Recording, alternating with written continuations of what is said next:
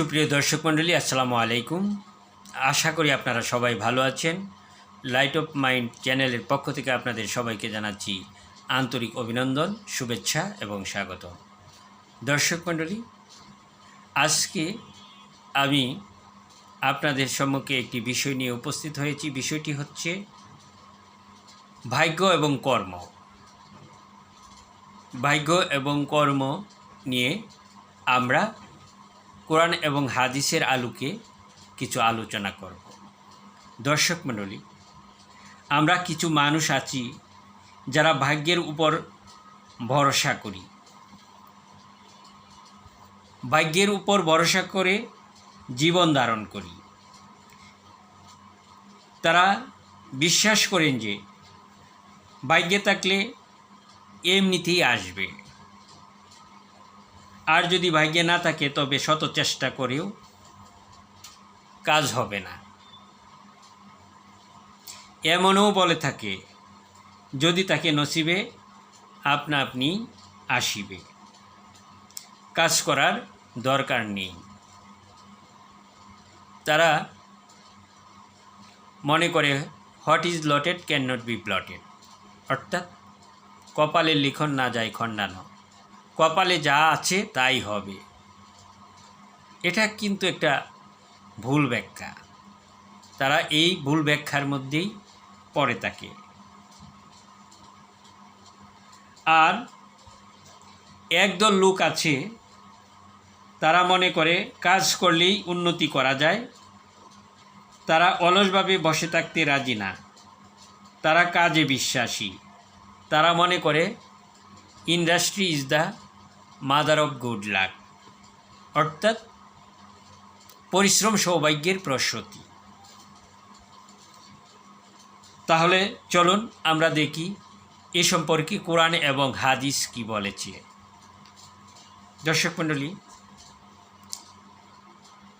পবিত্র কোরআনের সূরা রাদের 11 নম্বর আয়াতে আল্লাহ পাক বলেছেন, যার বাংলা হচ্ছে,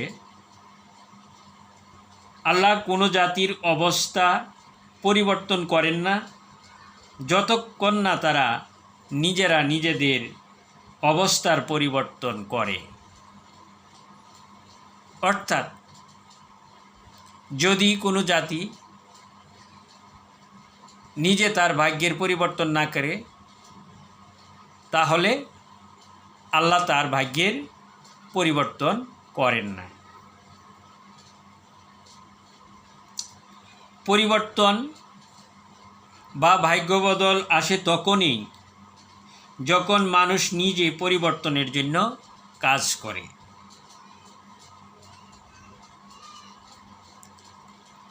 হাদিস শরীফে আছে, যদি তুমি আল্লাহর উপর ভরসা করো যথাযথভাবে, তাহলে তিনি তোমাদের রিজিক দেবেন যেমন পাখিকে দেন, যারা সকালবেলা খালি পেটে বের হয়ে যায় এবং সন্ধ্যায় পূর্ণ পেটে ফিরে আসে। তিরমিজি শরীফের হাদিস। এই হাদিস আমাদেরকে শিক্ষা দেয় যে আল্লাহ রিজিক দেন, কিন্তু পাখিও ঘর থেকে বের হয়ে খোঁজ করে, আর এটাই হচ্ছে কাজ।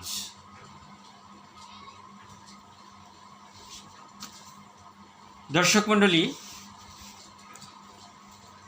যদি একজন মানুষ পরিশ্রম করে, সৎ পথে চলে, শিক্ষিত হয়, তবে তার জীবনের উন্নতি হয়।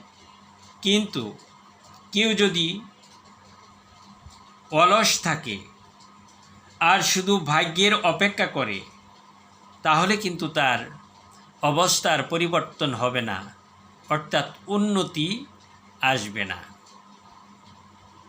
তাহলে আমরা বলতে পারি, শুধু ভাগ্যের উপর নির্ভরশীল হয়ে বসে থাকলেই চলবে না, নিজেকে কাজ করতে হবে।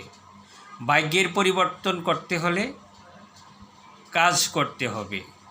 অলসভাবে বসে থাকলে কোনো জাতি, কোনো ব্যক্তির ভাগ্যের পরিবর্তন হবে না।